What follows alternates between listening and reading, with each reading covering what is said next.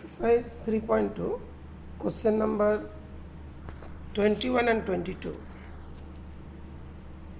Assume x, y, z, w and p are matrices. Okay, that is matrices क्या दिया, x, y, z, w and p are matrices of order.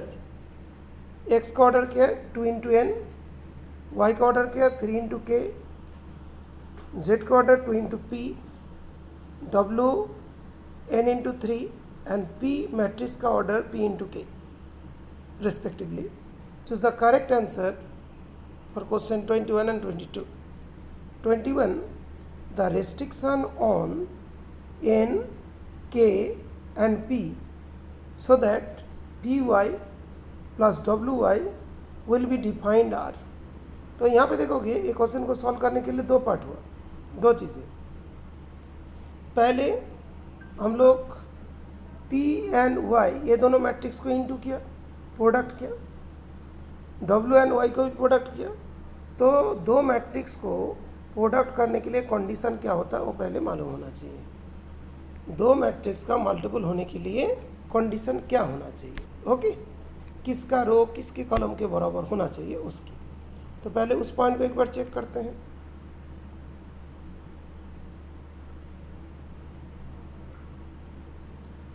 That means जो है यहाँ पे p का जो order है p इंटू के एंड y को जो ऑर्डर है 3 इंटू के.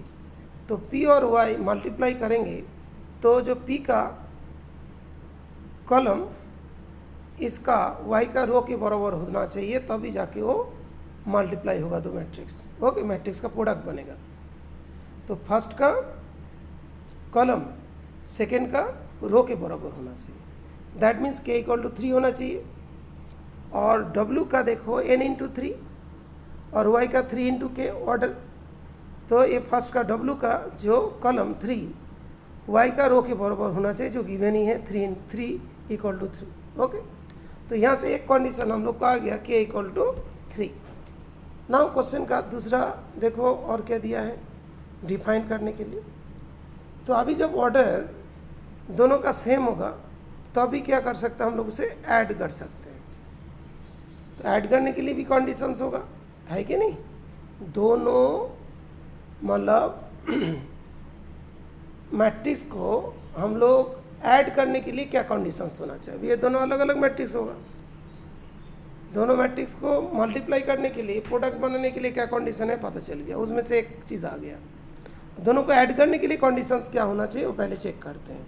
पहले हम लोग को देखना पड़ेगा जब मल्टीप्लाई करेंगे p इंटू वाई तो पी वाई का ऑर्डर क्या आएगा.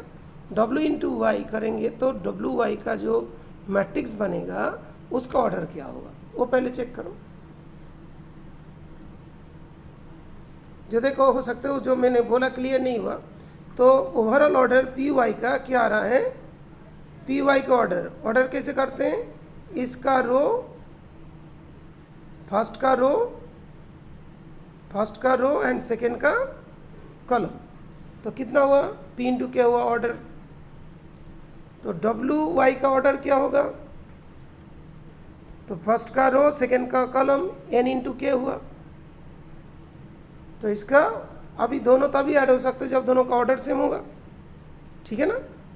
तो p इंटू के इक्वल्स टू n इंटू के और के तो सही इक्वल है तो p इक्वल्स टू n हुआ. तो ये क्या कंडीशन हुआ, एक बार p इक्वल टू n आया और ऊपर में हम लोग कहा गया था व्हाट k इक्वल्स टू 3. तो k equals to 3 p equals to n. तो अभी ऑप्शन कौन सा देखो, इसमें ऑप्शन से आ जा रहा है k equal to 3 p equals to n. ठीक है. अब इसका सेकेंड जो नेक्स्ट क्वेश्चन जो दिया है 22, if n equal to p then the order of matrix 7x minus 5z is. ठीक है बेटा, n इक्वल टू क्या बोला p बोला. ठीक है, इसको फिर कैसे फाइंड करेंगे देखो.